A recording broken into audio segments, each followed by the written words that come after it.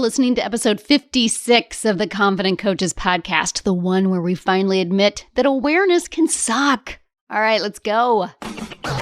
Welcome to the Confident Coaches podcast, a place for creating the self-confidence you need to do your best work as a life coach. If you want to bring more boldness, more resilience, and more joy to your work, this is the place for you. I'm your host, Amy Latta. Let's dive in.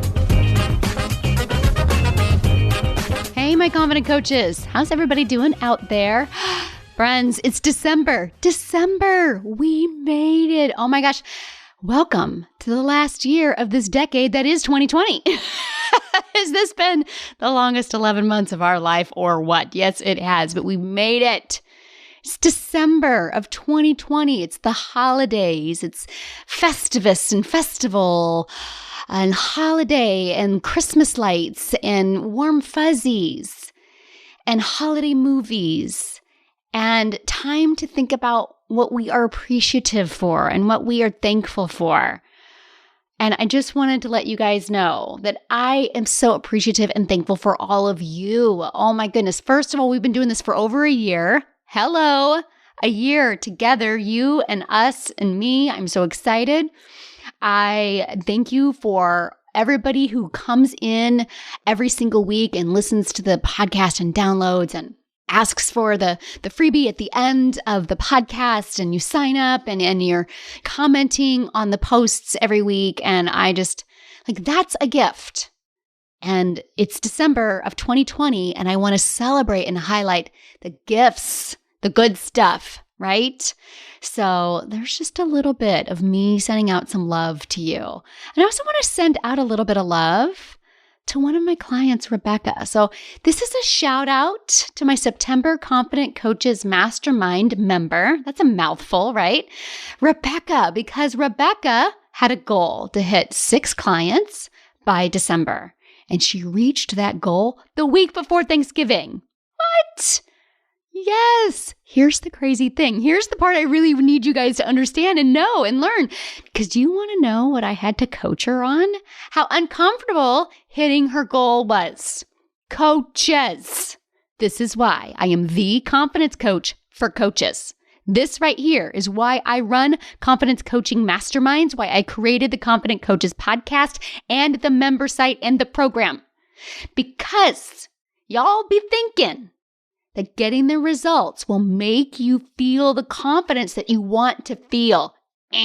No, that's not how it happens. That is totally not how this works. Your confidence is independent of your results. There is never enough success that you can achieve to feel self-confident. Your brain will always set the bar higher.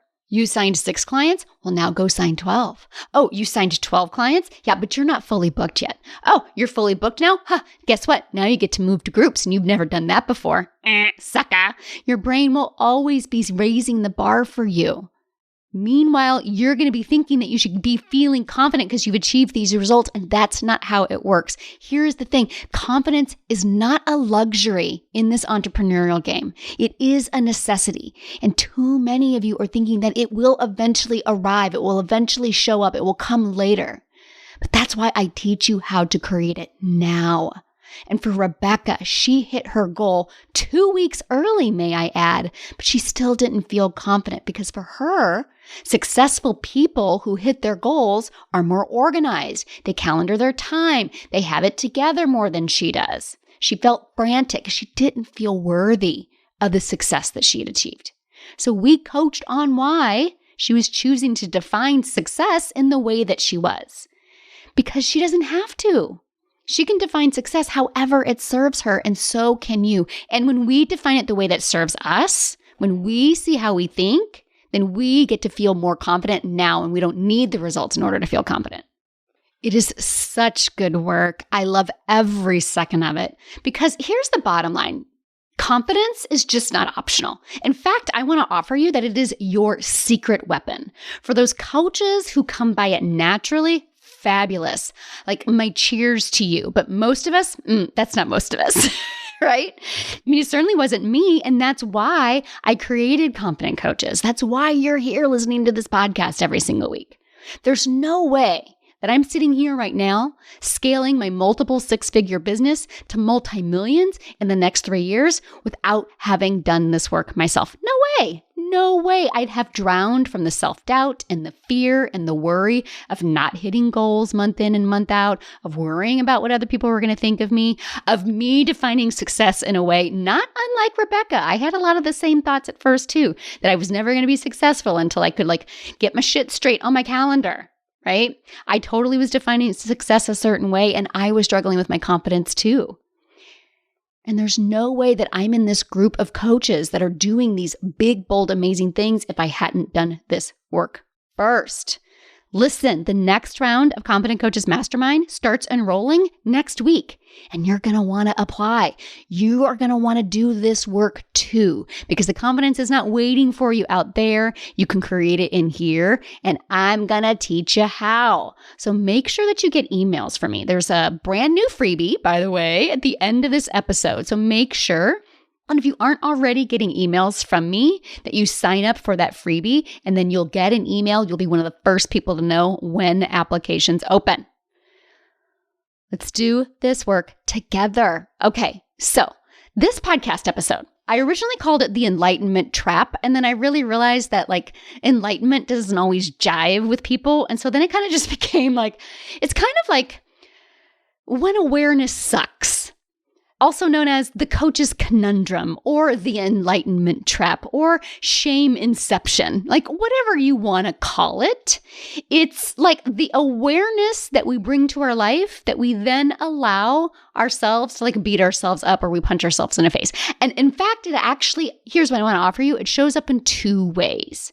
When we use our awareness to beat ourselves up, and when we use our awareness to separate ourselves from others.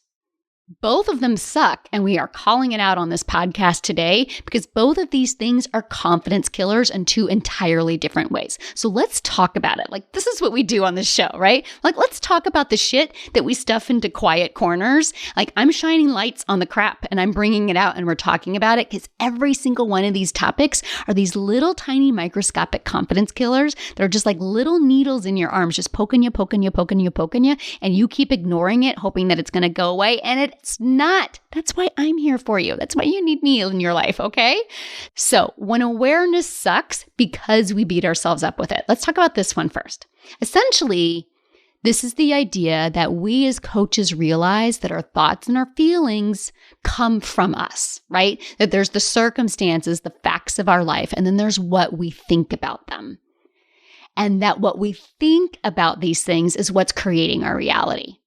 This idea that we understand that nothing out there can affect what's in here unless we allow it and we let it do that. We know that we create our own suffering by indulging in these thoughts that create more pain than the circumstance itself. We should know better. We shouldn't allow it. I mean, come on, we coach our clients on these things. We shouldn't still be struggling with it too. We shouldn't still be hating people. Shout out to last week's podcast episode. If you didn't listen to that one, that's a necessity for this holiday time. That's a necessity for 2020. We know our thoughts create our feelings. So how can we let these sneaky thoughts by? How can we still be believing them? We shouldn't be looking to the how when we know it's our belief. Why are we still doing that? Why are we still having manuals for our partners? Why are we still struggling with unconditional love? Why are we having so much trouble setting boundaries with our time? All of this, we should be doing this and we shouldn't still be doing that. Again, this is a total shoulding all over ourselves, right? And I want you to think about some of these thoughts that are very common. I should know better. I coach my clients on this. I shouldn't have this problem too. When am I going to learn? Do any of these sound familiar? Have you heard yourself talk about yourself this way? Do you have any more that you want to add? Are there any others that you indulge in? Here's the number one thing. When you are thinking that way, coach who should know better, how does that feel? How does it feel to think you should know better? How does it feel to think that you shouldn't still have this problem too? How does it feel to think, I've already coached on this, this shouldn't still be a problem? How does it feel to think I'm never going to learn? I'm never going to get better. I'm never going to figure this out. It feels like shit, right? Shame, disappointment, judgment, embarrassment. Ugh, right? Like there's a whole quad of crap right there, and it all feels terrible.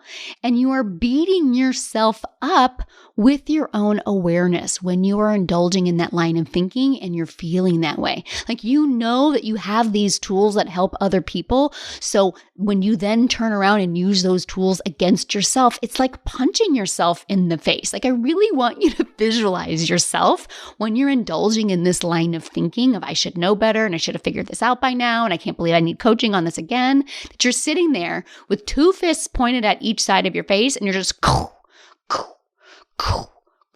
you're just beating yourself up and you don't have to. Because what's happening in your brain is this idea of like, I'm letting my Helga brain have her say and I'm believing her. But intellectually, I know that I'm not supposed to do that. So I'm going to spend time feeling bad because I shouldn't be believing Helga. And then I'm going to beat myself up for beating myself up. Like it's a total like shame inception kind of thing right there. It's just this spiral. So I want to point out two things. First off, if you find yourself in this shame inception, in this enlightenment trap, you want to take a big guess what you're not doing? You're not coaching on the original problem. What a sneaky little bitch that Helga is, right? As long as you're spiraling in this inception trap, you're not learning how not to believe Helga in the first place. You're not addressing the thought that you're believing in the first place. It's such the ultimate Helga win, right? You're busy punching yourself in the face. And guess what you're not doing? You're not putting yourself out there. You're not trying new things. You're not testing and evaluating. You're not practicing feeling all the feels. You're not going into your own mind to find your own answers. You're not sitting in belief because you're believing it's not working anyway. Am I right? Oh my goodness, that Helga, she's so good, right? Like she's wrapped you up in a shame blanket, allowing yourself to beat yourself up with the awareness that you have and that the fact that you should know better and all of that should, and I shouldn't. And in the meantime, you're stuck. You're not moving forward. She has done her job. Dang it! She has kept you in the cave. She has done her job. She has kept you safe. And you can just keep spiraling down and never address what she's saying in the first place because you can just keep beating yourself up. And she's just over there smoking a cigarette, having a cocktail, having a grand old time, watching you freak out over there in the corner, right? And you're also not answering another big question. Why shouldn't you still be believing your Helga brain sometimes? Because ultimately that's what's happening, right? Are you believing that because you're a coach, because you have awareness, because you have coaching tools, that you're not also still human? Coaches, no level of coaching will ever erase your humanness. Helga's voice was designed to be the loudest, to cast the most doubt, to prepare you for fight or flight or freeze. She's doing her job. And a coaching certification doesn't negate her existence. Of course, she's still in there. Don't let your awareness of the havoc that she can create punch you in the face when you let her run a little wild unintentionally, because we all do it. Show me a human that doesn't sometimes believe that crap voice from the back of her brain, and I'll show you a unicorn, all right? It doesn't exist. It's not a real thing because we are all human, and no level of coaching will ever erase your humanness. And I want to ask you this. Do you even want it to? Think about this. Would you rather work with a coach who has mastered her Helga brain because she's fully aware and she never, ever, ever believes her Helga brain? In fact, her Helga brain is dead. It doesn't even exist anymore. Helga never opens her mouth ever because she knows better. And this coach spends the rest of her life not relating at all to what her clients are going through? Or alternately, would you rather work with a coach who has awareness but is also fully human, who has a Helga brain, who likes to wake up early in the morning and get all caffeinated up and is loud and raring to go the moment you open your eyes, who has to use her own coaching tools to hear Helga and not believe her, who gets coaching herself on the crappy thoughts that she sometimes still indulges in, who then turns around and coaches her clients from a place of so much love and so much understanding and so much awareness because she is doing this work herself.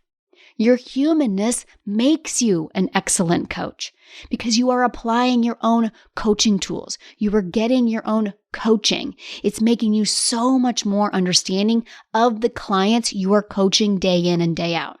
I want to work with a coach who knows what it's like in my brain, who's done the work, who is doing the work, because I know she gets me. I know she understands me, and she just doesn't let her crazy Helga stop her anymore, and she can help me do the same. That's the kind of coach I want to work with. And friends, coaches, that's the kind of coach your clients want to work with. They don't want to work with a perfect human being who never gets stuck, who never stops, who has so much awareness and it's always magical rainbow and daisies and unicorns flying in the air farting rainbows. No client wants to work with that coach because they can't relate to that person.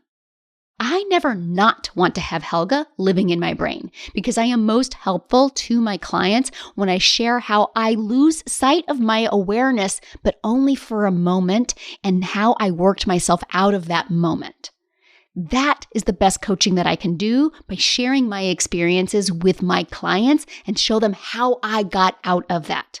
There's no perfection over here, just humanness. And that's what makes me a brilliant confidence coach, because I done walked these walks. I have done this work myself. I understand. I just don't let it stop me anymore. And I can teach you how to do the same thing. Okay, so now where I see the other time that awareness can really suck is when we have an awareness and those around us don't. And then we make that mean something. We get that our thoughts create our results, and that it is not the how that matters, but our belief, and that other people don't cause our feelings, and that we are aware of our manuals for others. And then there are all of these other people around us, these silly little humans, and they don't seem to have a clue. Like, I am enlightened with all of this awareness, and they are not. Ugh, yeah. Can you feel it? It's a little hoity-toity. It's a little elitist. It's a little superior, and it's all straight up icky. So I will be the first one to admit right here that I was once guilty of this. And here's why it sucked. It alienated me from my people, from my family, from my friends, from other coaches, and from prospective clients. This thought that I just can't relate to these people anymore. They just don't understand me. They don't understand me. Right? You wouldn't understand. I have all this awareness and you just don't get me anymore, right? Or they don't even want to understand. If only they knew. Their life would be so much better if they knew what I knew. Ugh. I can even feel it right now, how crappy that feels, just even recounting that memory of being in that place. It's such a bullshit manual that we're carrying around, that for us to relate to someone, they need to know that their thoughts create their results too. It's bullshit. It's crap. And it's hilarious because what did I just share in the first half of this podcast? How often that we forget and we supposedly know better, right? And yet we're going to judge them.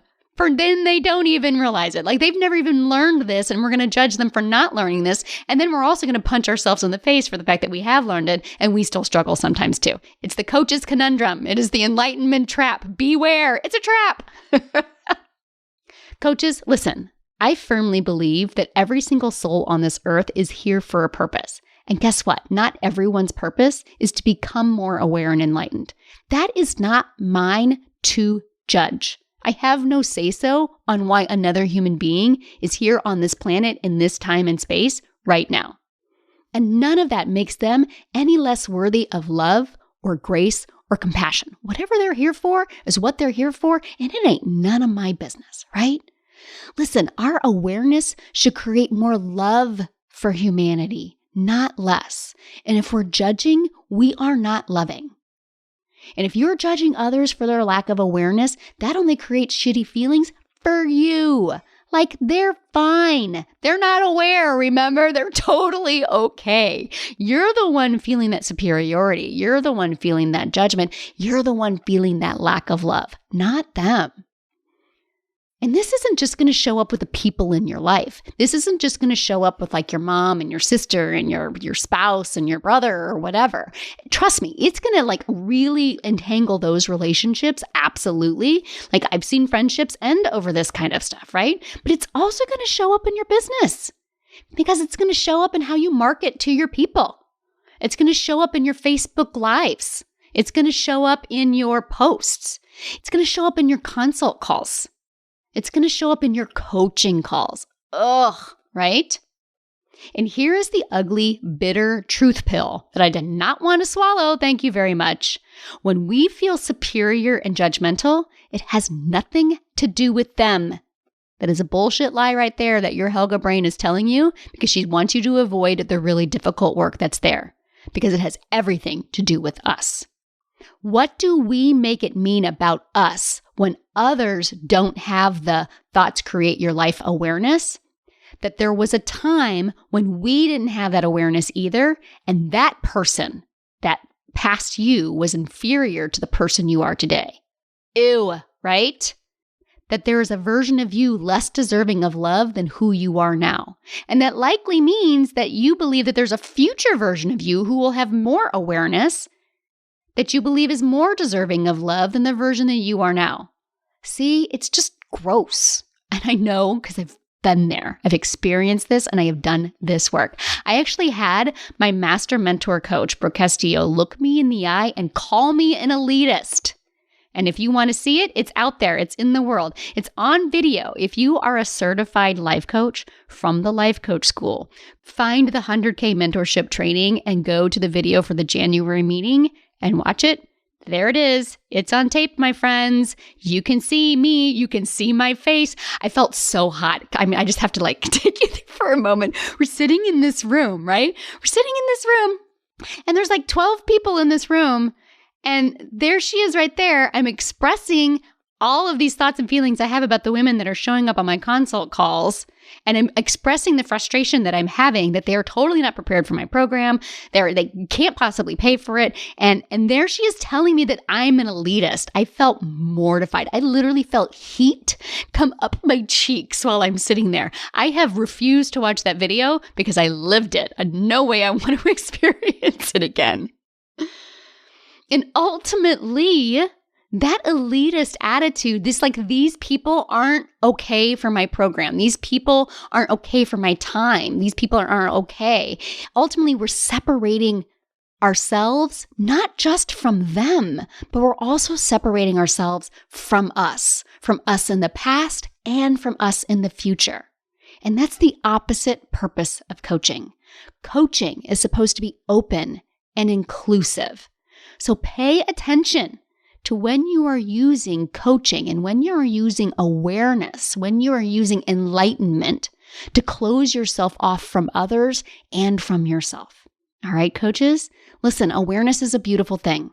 It's life-changing. My life has changed. It's changed for the better. And of course, I want everybody around me to have experienced also, but that's none of my business, right? I don't have to use it to beat myself up. And I don't have to use it to separate myself from my pack. And you don't need to either. Use coaching, use awareness, use enlightenment, use it for love, not judgment. Use it for good, not evil. Remind your Helga brain to simmer down. You got this. Everything's completely okay. All right, confident coaches, I can't wait to see what you create. And remember, until next week, let's go do epic stuff. Coaches, I have created a brand new freebie offer just for you podcast listeners. I created a brand new training called Stop Overcomplicating Confidence because I see my coaches do it all the time, make this confidence thing way harder than it has to be. In this free training, you're going to learn exactly how you overcomplicate confidence, what's creating that, and how to stop it. Here's the best part. All of it, less than an hour. Less than an hour of your time. You will feel more confident in less than an hour, right? Yeah, friends, this is the best training I've ever done. So visit amylatta.com/podcast gift to get yours. Again, that's amylatta.com/podcast gift. Go now and feel more confident in just an hour. Thanks so much for listening to the Confident Coaches podcast. I invite you to learn more. Come visit me at amylatta.com. And until next week, let's go do epic stuff.